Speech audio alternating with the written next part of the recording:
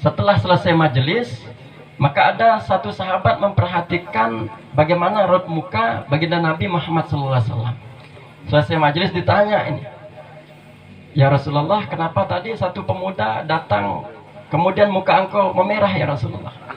Maka baginda Nabi katakan, tadi pemuda itu datang membawa dosa begitu banyak. Kemudian ketika pemuda itu keluar dari majelis, maka raut muka baginda Nabi SAW cerah ceria, tersenyum.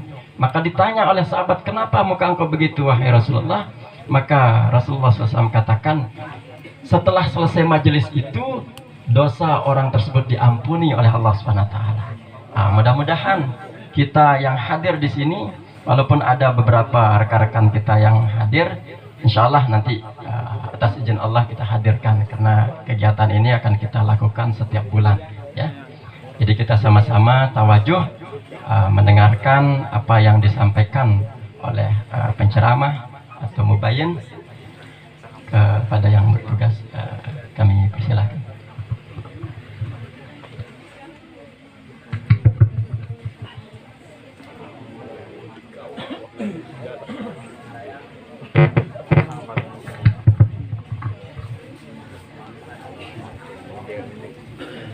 Bismillahirrahmanirrahim. Assalamualaikum warahmatullahi wabarakatuh. Waalaikumsalam warahmatullahi wabarakatuh. Innal hamdalillah nahmaduhu wa nasta'inuhu wa nastaghfiruh wa nu'minu bihi wa natawakkalu 'alaihi wa na'udzu billahi min shururi anfusina wa min sayyiati a'malina. May yahdihillahu fala mudilla lahu wa may yudlil fala hadiya lahu. Asyhadu an la ilaha illallah wahdahu la syarika lahu wa asyhadu anna Muhammadan 'abduhu wa rasuluh. Allahumma shalli wa sallim ala sayyidina Muhammad wa ala alihi wa sahbihi ajma'in. Amma ba'd. فقال الله تعالى في كتاب الكريم أعوذ بالله من الشيطان الرجيم من عمل صالحا من ذكر أو أنثى وهو مؤمن فلنحيينه حياة طيبة. وقال النبي صلى الله عليه وسلم ما جمع قوم من بيوت الله يتلون كتاب الله ويتدارسون بينهم إلا نزلت عليهم السكينة وغشتهم الرحمة وحفتهم الملائكة وذكرهم الله في من عنده. صدق الله العظيم وصدق Rasulul Karim. Jamaah salat maghrib yang dimuliakan Allah Subhanahu wa taala. Alhamdulillah kita bersyukur pada Allah Subhanahu wa taala. Malam ini malam dalam suasana kita memperingati kelahiran baginda Rasulullah sallallahu alaihi wasallam, di mana bukan kita saja yang saat ini bergembira dengan kelahiran diutusnya baginda Rasulullah sallallahu alaihi wasallam, tetapi dulu orang Mekah begitu gembira menyambut kelahiran baginda Rasulullah sallallahu alaihi wasallam, sehingga paman beliau walaupun di kemudian hari tidak mengikuti Rasulullah, tapi begitu Rasulullah lahir, beliau memotong onta, menyembelih kambing begitu banyak, begitu menyambut kelahiran baginda Rasulullah sallallahu alaihi wasallam. Semua berhala-berhala dihancurkan, mati. Hari maka Allah Subhanahu wa taala, begitulah kegembiraan kita juga. Kita memperingati hari kelahiran baginda Rasulullah sallallahu alaihi wasallam. Namun yang terpenting adalah kita mengambil hikmah daripada Maulid ini, agar bagaimana kita, saya lihat di belakang temanya, jadikan semangat memperingati Maulid sebagai motivasi untuk menciptakan generasi yang unggul dan Islami. Dan memang hakikatnya orang Islam ini adalah kaum yang unggul di segala bidang. Mereka menguasai dunia ini. Ya, kalau kita memang betul-betul dalam diri kita Islami, ya, totalitas, tapi jangan setengah-setengah. Kalau setengah-setengah dalam Islam ini bahaya. Seperti orang naik angkot setengah-setengah. Sebagian badannya di dalam angkot, sebagian badannya di luar angkot. Bahaya enggak? Bahaya. Tapi kalau kita naik seluruhnya, kita akan sampai ke tujuan. Dan agama Islam ini tinggi, mulia. Kalau kita masuk ke dalam agama ini secara totalitas, secara kafah, kita akan tinggi derajat kita, mulia. Ya, jangan seperti orang main layang-layang. Layang-layangnya di atas, pemainnya tetap di bawah. Kenapa? Karena dia tidak ikut layang-layang. Seperti itu, agamanya tetap mulia, agama tidak akan hina. Tapi kita ini kalau tidak ikut yang tinggi itu, ya kita di bawah terus. Kita cuma menggantung-gantung saja kan. Tapi coba kita jadi penumpang pesawat. Naik betul di dalam pesawat, jangan menggantung-gantung. Bahaya kalau menggantung di pesawat. Ya kan? Ada dulu mahasiswa Medan itu, dia tidak punya duit, mau ke Jakarta dari Medan. Begitu dia lihat pesawat istirahat, dia naik dibawa kaki roda ban pesawat, dibawa terbang sampai ke Jakarta. Sampai di Jakarta pingsan dia, karena dia nggak masuk dalam pesawat bahaya. Ya, jadi naik dalam pesawat. Insya Allah semua ya, masuk dalam agama secara kafah, jangan setengah-setengah. Ya, jangan setengah-setengah. Hari maka Allah Subhanahu Wa Taala, kemuliaan, kebahagiaan seluruh makhluk ini ada dalam genggaman Allah Subhanahu Wa Taala. Jangan membayangkan Allah itu punya genggaman ya. Jangan. Dalam genggaman dalam Islam itu kekuasaan. Ya. Ada dalam kekuasaan Allah Subhanahu Wa Taala. Allah yang mengatur semua kebahagiaan seluruh makhluk ciptaannya. Baik binatang, tumbuh-tumbuhan, malaikat, termasuk manusia. Allah Subhanahu Wa Taala sudah meletakkan semua fitrah kebahagiaan makhluknya dalam ketetapan Allah. Fitrah kebahagiaan cacing itu Allah letakkan di dalam tanah. Walaupun tanahnya becek, bau, ya sudah, memang Allah takdirkan di situ. Dia nggak boleh keluar dari tempat itu walaupun bau becek. Kalau cacing ini coba-coba keluar daripada fitrah kebahagiaan yang ditetapkan oleh Robnya, apa yang terjadi? Dia dipatuk sama ayam. Dia keluar dari lumpur becek itu, dipatuk sama ayam atau kelindes sama ban motor atau ban mobil.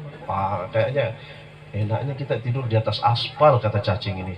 Masa kita tidur di dalam tanah? Gak enak. Di aspal aja hangat, bersih. Begitu naik ke aspal, dilindas sama kendaraan. Demikian pula hari maka Allah Subhanahu Wa Taala, Allah letakkan kebahagiaan daripada ikan ini di air. Sudah fitrah kebahagiaan ikan ini di air. Walaupun ikan ini diletakkan di nampan yang terbuat dari emas, kira-kira tenang nggak ikan itu? Wah, dia meronta-ronta, menggelepar, lama-lama mati. Karena memang bukan kebahagiaannya ikan itu di atas nampan yang terbuat dari emas. Kebahagiaan ikan ini berada di air. Dan airnya nggak boleh setengah-setengah. Setengah badan ikan di atas udara, setengah badan ikan di air. Hidup nggak ikan itu? Semaput juga dia. Jadi nggak boleh setengah-setengah airnya. Harus tenggelam betul ikan itu. Baru ikan itu bahagia. Nah, Allah Subhanahu Wa Taala letakkan kebahagiaan manusia ini, ya, makhluk yang bernama manusia, dalam agama dan amal agama yang sempurna. Sama juga tadi makhluk yang tadi. Kalau manusia ini masuk ke dalam agama secara sempurna, maka dia akan mulia, dia akan berjaya, dia akan bahagia di kehidupan dunia yang sementara ini, lebih-lebih di kehidupan akhirat yang selama-lamanya. Tapi coba-coba manusia keluar daripada fitrah kebahagiaannya, keluar daripada agama, dia akan hina, dia akan binasa. Di dunia dia sengsara, di akhirat lebih-lebih sengsara, abadan-abadan. Maka hari muka Allah Subhanahu wa taala untuk perkara maksud yang besar ini, Allah tidak tanggung-tanggung menurunkan mengutus 124.000 nabi dan rasul. 124.000 nabi dan rasul untuk apa? Untuk menuntun manusianya agar dia masuk ke dalam agama secara sempurna. Seluruh nabi dan rasul ini sampaikan perkara agama. Ya ayyuhan nas, qulu la ilaha illallah tuflihun. Wahai sekalian manusia, ucapkanlah la ilaha illallah, kalian akan berjaya, sukses. Ada sebagian pemahaman kita ya yang membuat interpretasi aneh-aneh. Oh, itu Nabi Nuh itu pandai membuat kapal, maka dia berdakwah dengan cara mengajarkan orang membuat kapal. Nabi Idris pandai dalam bidang konveksi, buat pakaian. Nah, ini turunan kita nih bisa pakai baju nih karena ada ilmu yang diturunkan Allah kepada Nabi Idris. Pandai menjahit. Ada ahli di bidang kimia, Nabi Musa alaihissalam. Ada ahli di bidang kedokteran, kesehatan, Nabi Isa alaihissalam. Ahli-ahli itu. Tetapi hari muka Allah Subhanahu wa taala, para nabi dan rasul memiliki keahlian khusus. Dia antar ke bumi ini, ke dunia ini bukan untuk mengajarkan keahliannya. Nabi Idris bukan mengajar kaumnya bagaimana cara membuat pakaian, bukan. Nabi Nuh dihantar ke manusia, ke umatnya, bukan untuk bagaimana cara membuat perahu. Nah, demikian pula dan Nabi Musa juga dihantar kepada kaumnya, bukan untuk bagaimana cara mencampur zat kimia ini, membuat jadi cat, ini menjadi itu, bukan. Tetapi seluruh nabi ini diutus oleh Allah Subhanahu wa taala kepada manusia untuk menyampaikan agama. Hari maka Allah Subhanahu wa taala dan baginda Rasulullah sallallahu alaihi wasallam adalah nabi yang terakhir, khataman nabiyyin. Nabi yang terakhir diutus oleh Allah Subhanahu wa taala untuk menyampaikan perkara agama ini. Ya. Apa itu agama? Ada yang tahu agama? Agama ini sebenarnya bahasa Sanskerta. Agama itu terdiri dari dua kata, a dan gama. Gama itu kacau. Kalau ditambah a berarti tidak kacau. Maksudnya tertib, teratur. Jadi maksudnya agama ini adalah suatu ketentuan, ketetapan, aturan norma yang mengatur hidup dan kehidupan manusia agar kehidupan manusia itu tidak kacau. Jadi orang yang mengikuti aturan agama itu hidupnya tidak kacau, teratur. Kalau bahasa Islam itu ad-din. Kalau bahasa dai ini ulama dakwah, biar mudah simpel kita pahami. Apa itu agama? Agama adalah semua perintah-perintah Allah Subhanahu wa taala dengan mengikuti contoh baginda Rasulullah. Nah, itulah agama. Mudah enggak, apa susah dipahami?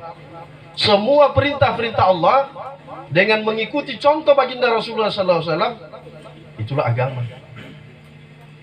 Pokoknya apa saja yang dicontohkan Rasulullah itu agama. Walaupun cara masuk keluar WC agama bukan?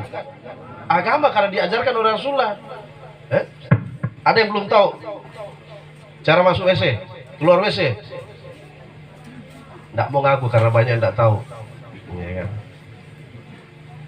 Cara masuk keluar WC berbeda dengan kita masuk masjid. Kalau masuk masjid, langkahkan kaki kanan dahulu, membaca Allahumma ftahli abwaaba rahmatik, salat sunat tahiyatul masjid. Keluar dari masjid, melangkahkan kaki kiri. Kalau masuk WC, kebalikannya. Sebelum masuk WC, karena kita nggak boleh baca-baca Al-Quran, hadis, atau apa di dalam, tidak boleh berbicara. Jangankan membaca Al-Quran, bicara saja nggak boleh dalam WC. Ya, ini kita ini masih banyak yang tidak tahu aturan itu. Padahal itu agama.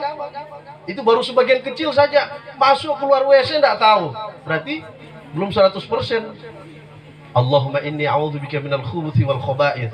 Ya Allah, aku berlindung kepadamu daripada setan laki-laki dan setan perempuan. Begitu masuk WC, tengok kanan, tengok kiri, mana setan laki-lakinya, mana setan perempuannya? Kamu tuh setannya, karena kamu tidak baca doa. Tidak baca doa. Nah, masuk kaki kiri, keluar kaki kanan. Baca doa, baca. Bukan di dalam WC. Ghufranaka alhamdulillahilladzi adhhaba anni al-adha wa 'afani. Hari maka Allah Subhanahu wa taala, maka baginda Rasulullah sallallahu alaihi wasallam ini punya warisan. Punya apa warisannya? Bukan kebun berhektar-hektar di KLU ini, bukan. Ada toko, bukan. Warisan Rasulullah ini agama. Usaha atas agama, kerja agama. Beliau tidak mewariskan harta, tahta, Toyota, enggak. Tapi Rasulullah mewariskan kerja agama, yaitu usaha atas agama. Karena hari muka Allah Subhanahu wa taala di dunia ini hakikatnya hanya ada dua usaha saja. Hanya ada dua usaha. Bukan banyak usaha, ada usaha pertanian, Pak. Ada usaha perdagangan. Ada usaha pertambakan, bukan. Itu usaha kecil-kecilan itu. Usaha yang besar itu, ya. Yang pertama usaha agar bagaimana manusia ini masuk ke dalam surga, yang dipelopori oleh para anbiya alaihissalam, para nabi dan rasul. Itu leading sektornya. Dan para nabi ini kerja siang dan malam, tidak butuh diupah. Tidak ada nabi punya honor, punya gaji, tidak ada. Sampai mau gaji orang dia paling tinggi pangkatnya waktu itu, ya. Para nabi dan rasul. Dan kerja nabi ini berdasarkan atas kasih sayang, kecintaan kepada manusia. Dan kerja yang kedua adalah bagaimana menggiring manusia sebanyak-banyaknya masuk ke dalam neraka jahanam. Itu kerja yang kedua. Kerja ini dipelopori oleh iblis laknatullah alaih dan konco-konconya. Ada konco-konconya sini? Alhamdulillah tidak ada. Karena tidak ada yang angkat tangan. Ya. Iblis laknatullah alaih sama juga. Kerjanya siang dan malam, lembur terus dia itu, lembur terus. Jadi kalau masih ada santriwan santriwati jam 10 malam di bawah pohon ngobrol dua-dua, berarti masih ada lembur iblis di situ, setan situ. Masih ada setan lembur situ. Ya iyalah, masa dia buang kesempatan emas itu? Ya. Kesempatan emas itu iblis. Iblis laknatullah alaih dan konco-konconya, teman-temannya bekerja juga tidak kenal siang, tidak kenal malam, dan kerja-kerja ikhlas, tidak butuh digaji juga. Ya kan diimbangi kan? Oh, imbangi. Tapi bedanya, bedanya kalau Nabi ini bekerja untuk memasukkan ke surga dengan rasa kecintaan kepada umat. Kalau iblis laknatullah alaih ini kerja atas kebencian kepada manusia. Dia benci. Ya. Dia benci, Pak. Jangan sampai manusia ini semua masuk ke surga. Nanti siapa temannya di neraka nanti? Ya kan? Maka Allah Subhanahu wa taala, baginda Rasulullah sallallahu alaihi wasallam khataman nabiyin, telah wafat, tiada hadirin. Mewariskan warisan kepada kita. Apa itu? Kerja agama, usaha atas agama. Bagaimana membawa seluruh manusia ini masuk ke dalam surga secara berbondong-bondong. Maka hari maka Allah Subhanahu wa taala, kita ini, saya, adik-adik, tuan-tuan semua punya tanggung jawab untuk melanjutkan kerja ini. Kalau kita merasa umatnya Rasul, ada yang merasa tidak umatnya Rasul sini? Ada yang merasa? Tidak usah merayakan Maulid. Rayakan Natal saja sana. Kalau tidak merasa umatnya Nabi, ya. Merasa semua umat Nabi ya. Kalau merasa umatnya Nabi, ayo kerja. Apa itu? Usaha atas agama. Apa itu usaha atas agama? Dakwah. Apa itu dakwah? Dakwah ialah mengajak manusia dari yakin kepada makhluk menjadi yakin kepada Allah Subhanahu wa taala. Dari penghambaan kepada makhluk-makhluk, penghambaan kepada dunia menjadi penghambaan kepada Allah Subhanahu wa taala yang Maha Kuasa. Dari yakin kepada mal, harta, benda, pangkat, jabatan, kedudukan, menjadi yakin kepada amal-amal agama yang dicontohkan oleh baginda Rasulullah Sallallahu Alaihi Wasallam. Dari cinta kepada dunia menjadi cinta kepada kampung akhirat. Saya tanya, adik-adik di sini ini penduduk dunia atau penduduk akhirat? Penduduk akhirat. Benar apa salah? Benar lah. Saya baru tanya-tanya langsung paham. Takut. Kita ini penduduk akhirat. Kata siapa kita penduduk dunia? Dunia nantinya Allah akan hancur binasakan sehancur-hancurnya ketika kiamat nanti. Dunia ini sementara saja. Ya, dunia sementara. Akhirat abadan-abadan. Kita ini penduduk kampung akhirat. Karena kita dulu asalnya dari surga. Nabi Adam alaihissalam dari surga. Maka kita akan kembali ke surga. Nah, dunia ini memang diciptakan untuk kita, sekaligus menguji iman amal kita. Allah Subhanahu wa taala berfirman dalam hadits qudsi, "Ad-dunya khuliqat lakum wa antum khuliqtum lil akhirah." Dunia ini aku ciptakan untuk kalian wahai manusia. Tumbuh-tumbuhan, kelapa, silakan makan besok. Singkong, silakan makan, sayur, silakan. Apa-apa saja yang tumbuh di dunia, ikan di laut, memang untuk kita. Ada emasnya, kasih ibu-ibu lah, cewek-cewek. Ada yang pakai emas ini? Hah? Saya ada emas Hasripudin. Nggak boleh ya, laki-laki pakai emas. Karena Anda nggak haid kan? Yang haid kan perempuan. Ya, jadi pengaruh emas itu nanti terbuang pada saat haid. Maka kenapa wanita boleh haid? Kenapa boleh pakai emas? Nah, kembali lagi. Hari maka Allah Subhanahu wa taala. Ya. Dakwah mengajak manusia dari yakin kepada makhluk menjadi yakin kepada Allah. Allah Khaliq, Allah Malik, Allah Razik, Allah yang menciptakan, Allah yang memelihara, Allah yang memberi rezeki. Nampaknya saja kita dilahirkan oleh ibu kita. Tapi yang menciptakan kita siapa? Allah. Melahirkan ibu. Ya. Karena Allah Subhanahu wa taala sanggup menciptakan manusia dengan atau tanpa ibu. Betul tidak? Betul. Nabi Adam Allah ciptakan. Ada yang tahu siapa bapak ibunya? Nggak ada. Tapi lahir Nabi Adam. Siti Hawa, siapa bapak ibunya? Masa Pak Adam bapaknya? Suaminya itu, aduh ini salah lagi nih belajar kamu. Suaminya Siti Hawa itu Adam, bukan bapaknya. Allahu Akbar. Ya. Dari mana diciptakan? Bukan pertemuan antara laki dan perempuan, tapi Siti Hawa diciptakan dari tulang rusuk Nabi Adam alaihissalam. Nah, ingat ibu-ibu juga, ingat kodratnya. Ya. Dan depan-depan saya ini ada yang sudah berkeluarga, ada yang belum. Biar paham kita, wanita itu diciptakan dari tulang rusuk, bentuknya bengkok. Ya, tahu dulu. Karena dia bentuknya bengkok, kalau dibiarkan dia bengkok terus.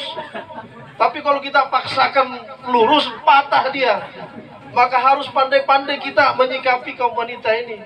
Harus lemah lembut, tapi jangan dibiarkan, karena dia bengkok terus nanti. Karena dia bukan dari tulang rusuk yang lurus kan. Nah, begitulah saya sabar mendidik istri saya itu. Oh iya, sabar berapa tahun saya didik, baru dia sedikit baik kan. Kalau saya kerasi, kena tempeleng juga saya kan. Nah, hari maka Allah Subhanahu wa taala. Allah alim. Kalau kita sering mengulang-ulang kebesaran Allah, Allah Khaliq, Allah Malik, Allah yang mencipta, Allah yang memelihara. Hari ini kita katakan kita yang memelihara diri kita. Atau ibu kita yang memelihara kita, bapak kita dulu dari kecil besar sampai dewasa kita dipelihara kasih makan. Bukan. Coba waktu kecil, waktu kecil ketika kita tidur, memang dijagain sama ibu kita, bapak ibu kita ya. Tapi ketika ibu kita juga tidur, siapa yang jagain dia? Siapa yang jagain kita? Ini penjaga keamanannya tidur juga nih. Ibunya memang ditungguin anaknya sampai tidur, baru dia tidur. Tapi ketika ibu itu tidur, siapa yang jaga dia? Allah, la ilaha illallah. Jadi bukan ibu kita yang jaga kita. Oh, dia saja tidak bisa jaga dirinya, ya kan? Nah, kemudian Allah Razik, Allah yang memberi rezeki. Hari ini petani katakan, oh sawah saya yang memberikan rezeki, toko saya yang memberikan rezeki, kantor saya yang memberikan rezeki. Padahal kalau kita datang di sawah, mana ada uang? Dia narik kepeng di sawah. Mana ada uang di kantor? Tidak ada. Dari mana? Ya, dari Allah. La ilaha illallah. Hari ini Allah Subhanahu wa taala, rezeki dari Allah Subhanahu wa taala. Tapi hari ini banyak kita ini yang sibuk mencari rezeki, lupa dengan perintah Allah. Ada tidak gitu? Banyak. Terus ditanya, Pak, kenapa tidak sholat, Pak? Ya Allah, Allah itu maha mengerti. Kenapa? Ya Allah tahu saya ini miskin, ini nggak punya duit, jadi saya dibiarkan cari nafkah. Allah maha mengerti. Iya, Allah maha mengerti, kamu yang tidak tahu diri. Ya? Kita ini tidak tahu diri. Kita kira itu rezeki itu kalau kepeng. Kesehatan rezeki bukan? Rezeki kesehatan. Kalau dia tidak dikasih kesehatan, uangnya datang atau uang keluar? Uang keluar. Bayar dokter, beli obat, bayar nginap di rumah sakit, keluar duitnya kan? Tapi kalau sehat, ada keluar duit, bisa nyari duit, kan begitu. Jadi kesehatan itu rezeki. Hari ini kalau tidak dalam bentuk kepeng, kita katakan bukan rezeki. Ya, dikasih sehat, kita bisa buang air kecil, bisa buang air besar dengan nyenyak, rezeki. Bahari maka Allah Subhanahu wa taala, inilah warisan Allah Subhanahu wa taala, usaha atas agama. Ya, usaha yang akan menyelamatkan kita di dunia dan di akhirat. Karena usaha ini, ya, hanya ada dua nanti ujung pangkalnya, Pak. Farikum fil jannah wa farikum fis sa'ir. Tidak akan berhenti kehidupan manusia ini sebelum sebagian manusia masuk ke dalam jannah surga dan sebagian lagi masuk ke dalam neraka jahanam. Barulah selesai perjalanan kehidupan manusia dari dunia sampai akhirat. Sudah, yang di surga berbahagia selama-lamanya, dan yang di neraka akan menderita selama-lamanya. Mari maka Allah Subhanahu wa taala, di sini kita berkumpul. Kami tadi membacakan satu firman Allah Subhanahu wa taala. Man 'amila sholihan min dzakarin aw untha wa huwa mu'min falanuhyiyannahu hayatan thayyibah. Barang siapa yang beramal soleh, baik laki-laki maupun perempuan, dan dia beriman yang benar, lurus kepada Allah Subhanahu wa taala, falanuhyiyannahu hayatan thayyibah, maka Allah akan berikan dia kehidupan yang baik. Kehidupan baik itu seperti apa? Ya baik menurut Allah, bukan baik menurut manusia. Bukan kalau kita bilang kaya itu baik, bukan, itu menurut kita. Ya. Jadi kehidupan yang baik ini adalah bagaimana kehidupan kita semua ini hari demi hari, kita punya harta, kita punya waktu, kita punya kesehatan, semua digunakan untuk taat kepada Allah. Itulah kehidupan yang baik. Beramal soleh kepada Allah Subhanahu wa taala, mengikut contoh baginda Rasulullah sallallahu alaihi wasallam. Hari maka Allah Subhanahu wa taala, di hadapan saya semua ini banyak anak muda, ya, baik laki maupun perempuan. Kalau laki-laki, anak muda, wanita, ya, semuanya taat kepada Allah Subhanahu wa taala, Allah akan mudahkan urusannya. Yang laki-laki, yang perempuan pingin jodohnya mudah gak? Hah? Pingin? Suatu ketika Nabi Musa alaihissalam berjalan, melihat seorang wanita berada di bawah pohon sendirian, tidak ada mahramnya. Tidak jauh dari situ ada sekumpulan laki-laki yang sedang berkerumun di sumur.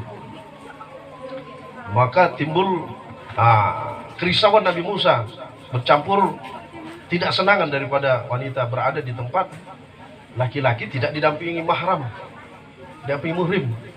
Maka didekati sama Nabi Musa. Kenapa kamu berada di sini sendirian? Kamu wanita. Mana keluarga kamu, laki-laki? Ngapain kamu di sini?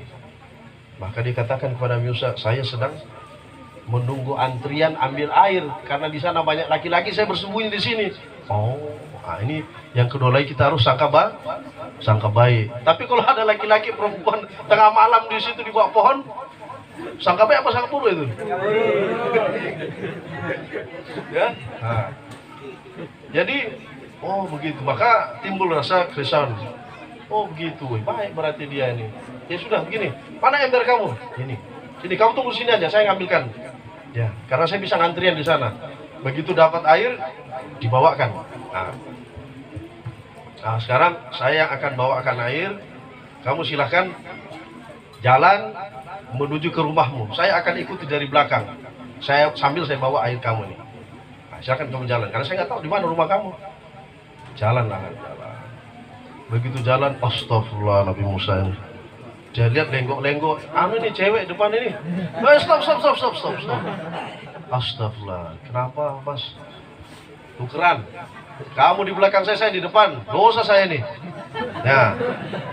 Kamu di belakang saya. Nah ini Nabi Pak, Masya Allah. Nabi kan. Kalau nanti jalannya belok ke kanan, kamu lempar kerikil di sebelah kanan saya. Kalau jalannya belok ke kiri, kamu lempar kerikil sebelah kiri saya. Oke mas. Nah, jalan dia. Belok kanan, cik, wah kanan Nabi Musa. Belok kiri, cik, belok kiri, kan? Nah, singkat kata sampailah di rumah sana. Di rumah sana, rupanya bapak wanita tadi ini sedang terbaring sakit. Makanya yang biasanya bapaknya ngambil air, nah, dia. Ternyata lelaki tua itu tidak lain dan tidak bukan adalah Nabi Shu'aib alaihissalam. Maka ditanyalah pemuda tadi, pemuda, kamu yang bantu anak saya ambil bawakan air? Iya pak. Kamu bajang atau udah menikah? Senyum-senyum. Bajang. Mau nggak saya kunikahkan kau sama anak saya? Insya Allah. Akhirnya menikah. Asbab apa? Taat kepada? Dapat siapa pak? Anak Nabi. Mau nggak dapat anak Ustad? Mau? Taat kepada Allah. Insya Allah. Ini contoh bukan? Contoh. Ada kisah lagi. Seorang pemuda. Oke, kalau pemuda-pemudi senang kasih contoh dia. Biar dia menghayal. Jadi seorang pemuda ini dia udah kehausan ini. Persiapan mau buka puasa, dia berpuasa rupanya. Nah, maka dia dapati seorang petani semangka. Pak, saya bisa minta semangka sedikit untuk buka puasa. Enggak boleh. Tolong Pak, saya ini sudah persiapan mau buka puasa nih, saya haus nih. Buka puasa, nggak bisa. Saya mau kasih kamu nih semangka. Satu syaratnya. Apa itu Pak? Kamu menikahi anak saya. Oh boleh? Ya, boleh. Mau enggak? Insya Allah. Tetapi sebentar dulu saya akan jelaskan bagaimana anak saya ini. Anak saya ini dia buta matanya. Hah? Buta matanya. Terus telinganya tuli. Dia bisu pula. Udah 3 sudah cacatnya. Tangannya puntung. Sudah berapa? 4. Kakinya lumpuh. Manusia apa sudah ini? Adik-adik ada yang mau nggak sini? Dengan tipe wanita tadi. Bangsawan tapi. Matanya buta, telinganya tuli, mulutnya bisu, tangannya puntung, kakinya lumpuh.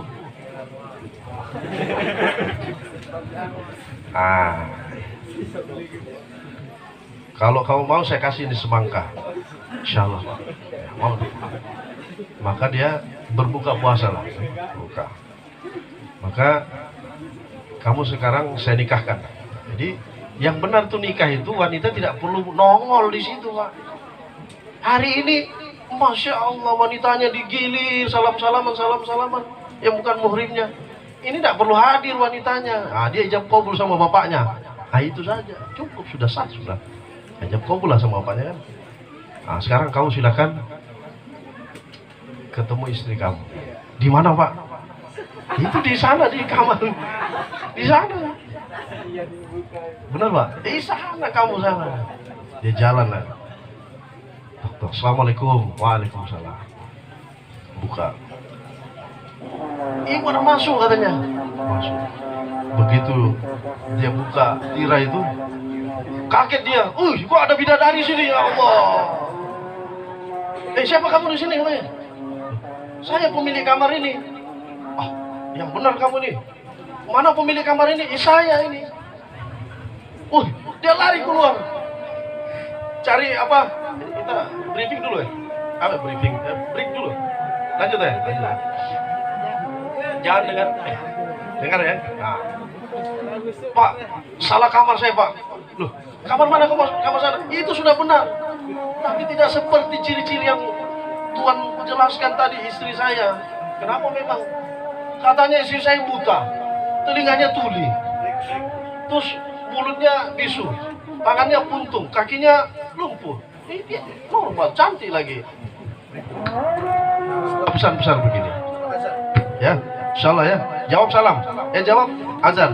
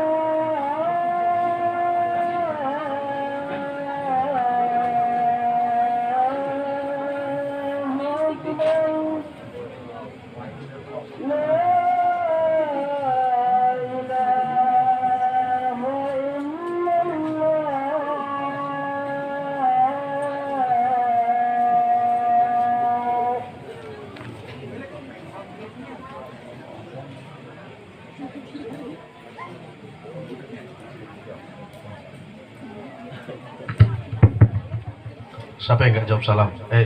Nggak jawab azan? Pahala nggak jawab azan? Jadi kalau ada azan dijawab ya. Kita lanjut. Bismillahirrahmanirrahim. Jadi dia lari keluar kamar, dicari mertuanya. Pak, salah kamar saya. Kenapa? Kok saya dapati wanita cantik di kamar istri saya? Loh, masa sih salah kamar? Iya. Kenapa? Kata bapak, istri saya itu matanya buta, telinganya tuli, mulutnya bisu, tangannya buntung, kakinya lumpuh. Gimana ya Pak? Nah, senyum mertuanya. Jadi maksud saya itu, anak saya itu buta, dia tidak pernah melihat laki-laki yang bukan muhrimnya. Wanita di depan saya ini seperti itu nggak cantiknya? Tidak pernah melihat laki-laki yang bukan muhrimnya. Jadi wanita soleh itu adalah wanita yang tidak melihat laki-laki yang bukan muhrimnya dan tidak terlihat oleh laki-laki yang bukan muhrimnya. Tidak melihat dan tidak terlihat. Pernah ada sahabat masuk ke dalam rumah Nabi, Abdullah bin Umi Maktum radhiyallahu anhu. Maka Siti Aisyah dia berada di situ juga. Maka kata Rasulullah, kamu masuk kamar. Kenapa ya Rasulullah? Bukankah Abdullah Umi Maktum ini buta? Dia tidak melihat saya. Iya betul, Abdullah bin Umi Maktum tidak buta, tapi kamu buta nak? Nah, kamu kan lihat. Oh iya. Iya. Kenapa doanya Siti Maryam, ibunda Isa alaihissalam, doanya makbul? Karena dia tidak pernah melihat laki-laki dan tidak pernah terlihat oleh laki-laki yang bukan mahramnya. Jadi wanita yang tidak melihat laki-laki dan tidak terlihat laki-laki yang bukan mahramnya, itu doanya makbul sebagaimana doa 70 wali. Makanya di dalam mihrab Siti Maryam itu tidak pernah keluar, dia bekerja. Siti Maryam itu makanan diantar dari surga ke dalam kamar Siti Maryam, manna wassalwa, makanan, buah-buahan musim dingin pada saat musim hujan, buah-buahan musim panas saat musim dingin, kebalik-balik, kan tidak masuk akal ya. Tapi begitu Siti Maryam, ya ini juga kehendak Allah, memasukkan janin bayi ke dalam rahimnya, maka Siti Maryam sudah mulai keluar kamar. Maka sudah setengah mati mencari rezeki, sehingga Allah perintahkan, tendang, pukul, hentakkan kakimu ke pohon kurma itu, maka berguguranlah kurma. Yang tadinya kurma itu tidak perlu ditendang, diantar ke kamar Pak. Mana yang lebih hebat Pak? Harus manjat dulu atau langsung di kamar kita? Langsung di kamar. Ada yang peti, ada yang antar ya. Sama waktu saya diisolasi dulu. Jadi waktu saya dinyatakan positif COVID, saya enggak keberatan, enggak merana, karena saya sangka baik, husnuzon sama Allah. Kenapa? Begitu saya diisolasi, subhanallah, enggak perlu masuk kantor saya, makan minum diantar ke kamar saya. Ayo, kapan saya pernah masak?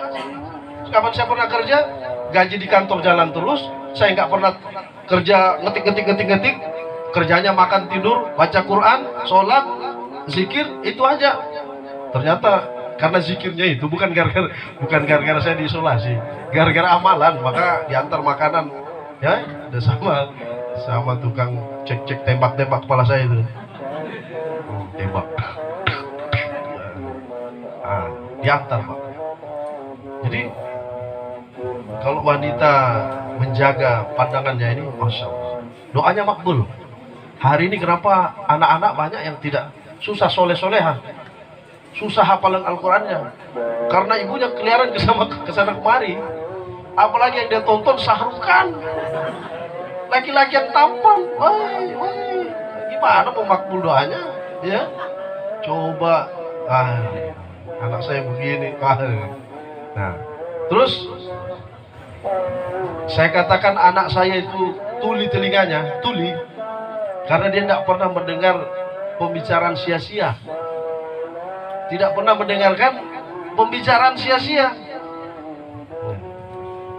Kemudian saya katakan dia bisu, karena dia tidak pernah bicara hal yang sia-sia juga, kecuali dia baca Quran dan zikir saja anak saya. Tangannya buntung, dia tidak pernah memegang barang yang bukan miliknya. dan kakinya buntung, kakinya lumpuh. Dia tidak pernah ke sana kemari yang tidak sesuai dengan perintah agama. Oh itu maksudnya ya.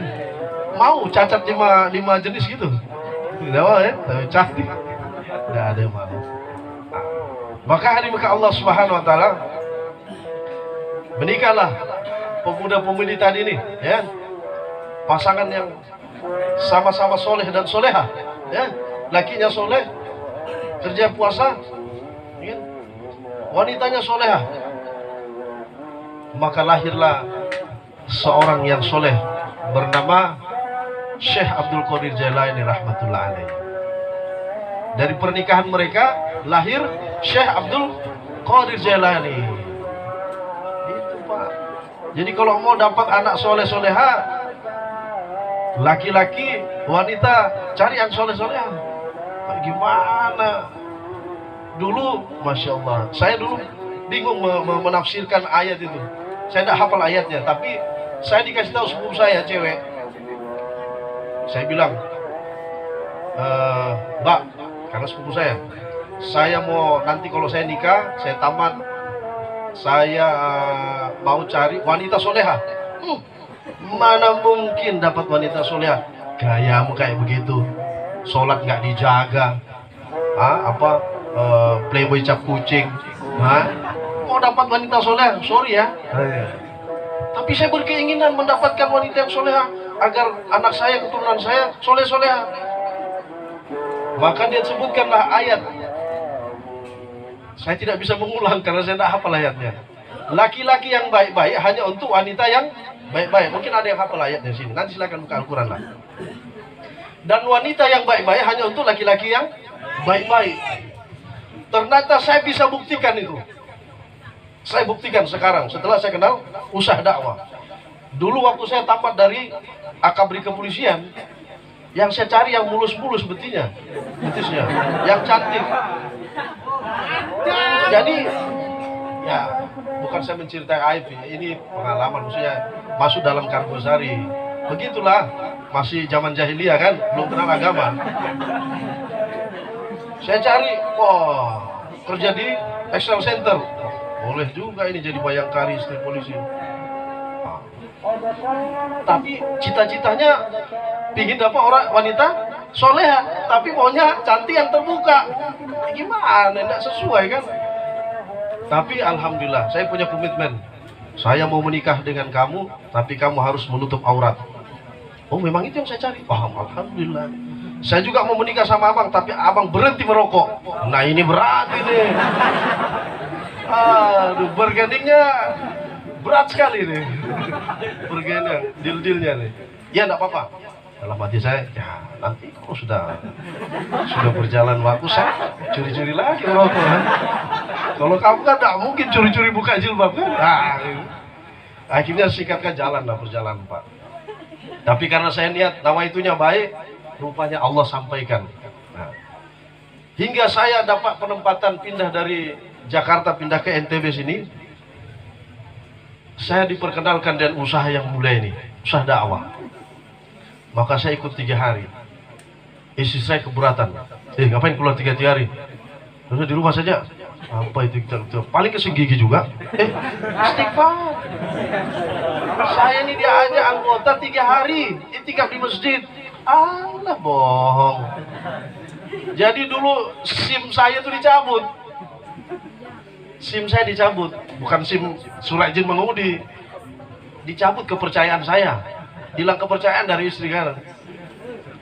Maka bagaimana caranya? Saya paksakan, tetap keluar saya. Saya matikan HP. Mati HP. Jadi nanti kalau ada yang keluar 1 hari, 2 hari, 3 hari, siap mati handphone. Kok 1 orang saja yang menjawab? Nah, tapi kan santri kan ada yang bawa handphone kan? Ada curi-curi nanti. Nah, jangan bawa handphone. Handphone itu makhluk. Kelihatannya kecil, tapi dunia semua ada di dalamnya. Kecil, masuk di rumah sama. Pacar ada di dalam, bisnis ada di dalam, kantor, sawah, ada semua. Padahal kecil handphone itu. Ya, jangan bawa. Ya. Saya matikan HP.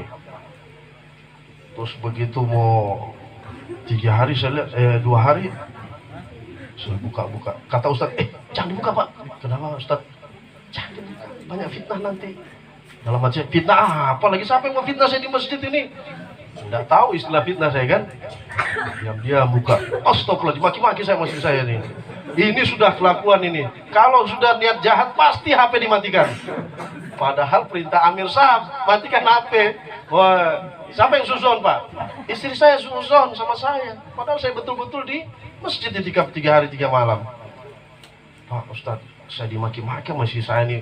Sederet panjang begini. Kan sudah saya bilang jangan hidupkan HP. Ya? Matikan HP, hidupkan hati. Nah, insya Allah Ustaz, saya matikan HP. Oh, 3 hari terakhir nangis, sudah mulai nangis. Kata Ustadz nih, kalau kita sudah nangis 3 hari, itu tanda hidayah masuk. Tanda hidayah masuk. Alhamdulillah.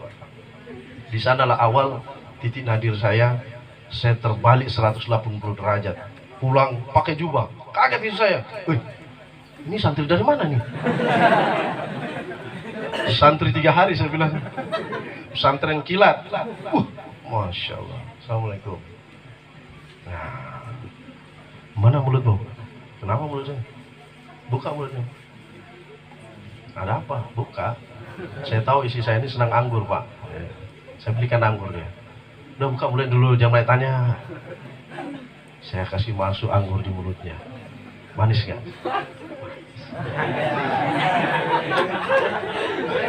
Sambil dibelai-belai pipinya. Kata istri saya, ini dulu tangan yang tempeleng saya dulu. Sekarang kok dia lus-lus pipi saya ini. Ini yang suka tempeleng saya dulu tangannya ini. Jadi bawa kelembutan Pak ke rumah Pak. Dulu sering keluar kebun binatang. Sekarang alhamdulillah. Kata yang sayang, itu yang keluar sekarang. Tahu-tahu Masya Allah, seiring perjalanan ya, istiqomah dalam dakwah, buat pengorbanan. Alhamdulillah, Allah takdirkan isi saya pakai tutup aurat sempurna. Tinggal bulu matanya saja kelihatan Pak. Ternyata benar firman Allah itu tidak meleset. Allah maha benar dengan firman-Nya. Laki-laki yang baik-baik hanya untuk wanita. Saya tidak perlu ganti istri Pak. Iya. Kalau saya bilang, saya kan udah baik, ini istri saya belum baik, saya harus cari istri baru ini. Rupanya istrinya sudah diganti, casingnya saja yang diganti. Namanya rekondisi. Nah, jadi istri kita tetap yang itu, tapi amal-amal solehnya berubah. Amal-amalnya berubah setelah kita menjadi baik. Bersedia semua? Tapi kalau adik-adik ini kan ya ikut yang cerita yang pertama tadi. Ceritanya Syekh Abdul Qadir Jailani. Jadi baik dulu kita, nanti Allah dapatkan jodoh yang baik. Kalau kita jelek-jelek ya dapat juga istri yang jelek-jelek. Ya. Nah, demi Allah Subhanahu wa taala, itulah ya perjalanan hidup para anbiya, para sahabat radhiyallahu anhu. Orang-orang soleh ya, sekelas Syekh Abdul Qadir Jailani. Kalau kita ini usaha atas agama, maka Allah akan perbaiki kita. Ya. Allah akan perbaiki kita. Jadi kenapa adik-adik nanti ini perempuan enggak ya, kalau keluar nanti laki-laki. Tapi ada saya mungkin kan gozari kepada adik putri. Kemarin waktu tahun berapa Pak Sunarpi itu mau pensiun ya. Jadi kita pernah ada kontrak kerja dengan Rektor Unram Pak Sunarpi ketika beliau waktu itu mau mencalonkan jadi gubernur kalau nggak salah ya. Beliau sering datanglah silaturahmi ke markas dia malam Jumat Masjid Raya.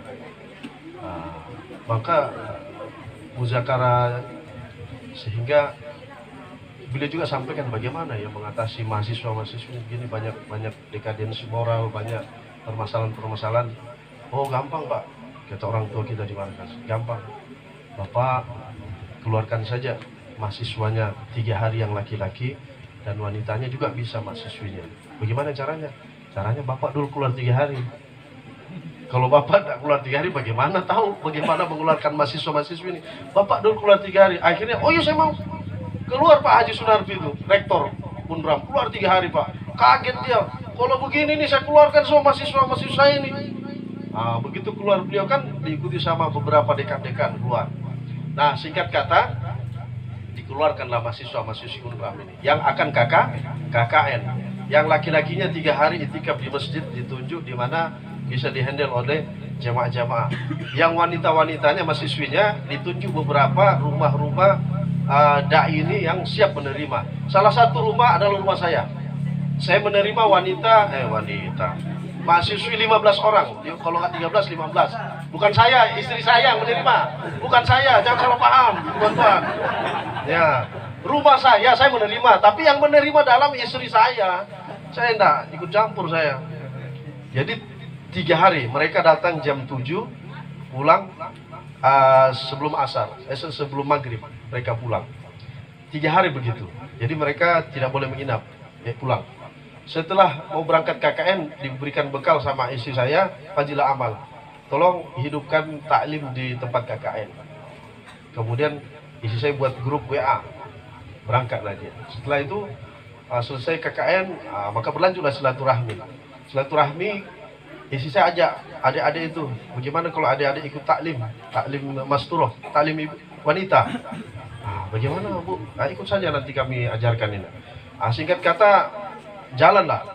Maka adik mahasiswa ini saling taskil satu sama lain. Ada teman SMA-nya di taskil, ada dari perguruan tinggi lain, bahkan ada teman yang sudah kerja diajak dalam taklim. Apa yang terjadi hari muka Allah Subhanahu wa taala? Satu persatu adik-adik mahasiswa itu bercadar. Satu persatu bercadar karena paham agama. Tidak disuruh itu, Pak.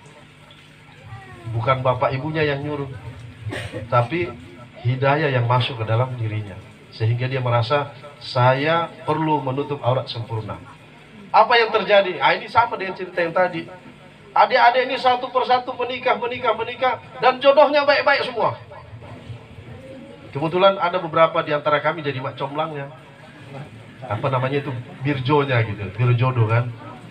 Ada yang menikah, satu dari menikah dengan di sini anak KLU. Siapa namanya itu ya? Yang STPDN. Di Santong. Ada kan? Itu salah satu binaan kita, adik itu. Sekarang dia tugas di Riau Kepulauan.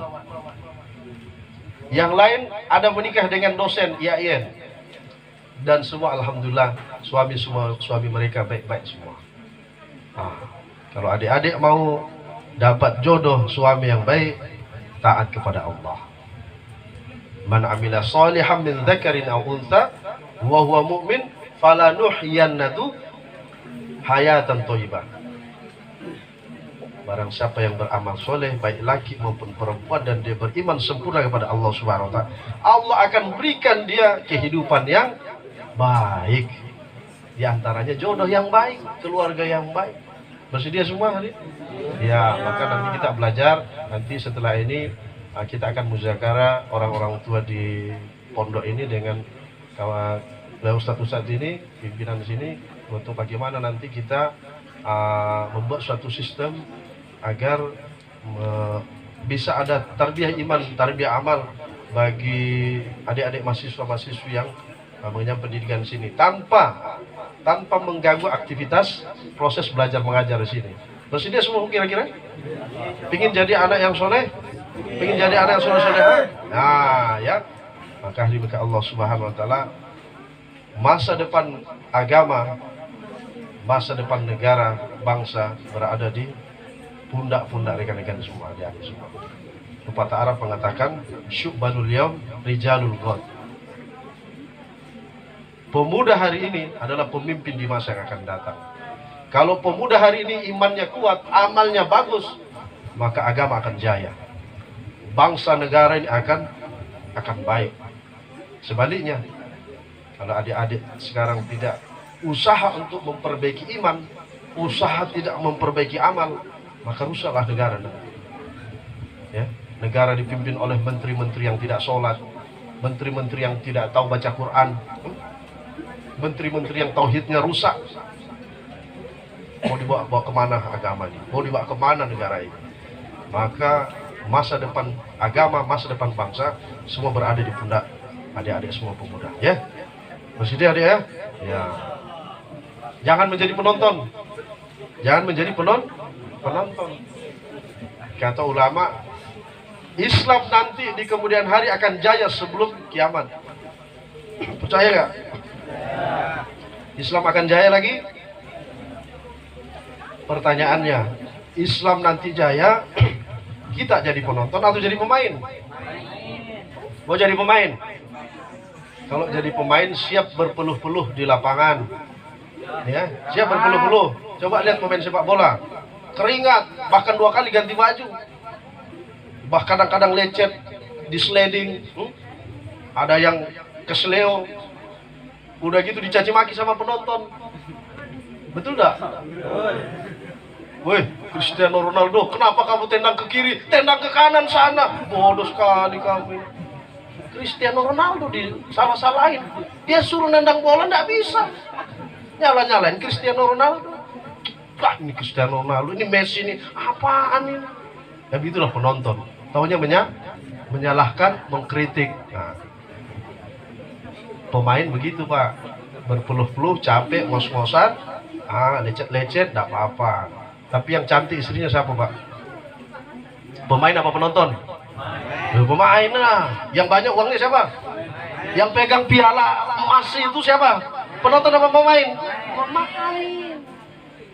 Penonton itu kerjanya tawuran. Keluar dari stadion, wah aku hantam, aku kejar batu kan? Nah, itu penonton kerjanya. Maka jangan jadi penonton. Siap semua jadi pemain. Siap semua jadi pemain. Siap keluar 3 hari telo-celo. Subhanallah bihamdi, subhanallah bihamdi, la ilaha illa anta astaghfiruka wa atubu ilaik. Assalamualaikum warahmatullahi wabarakatuh.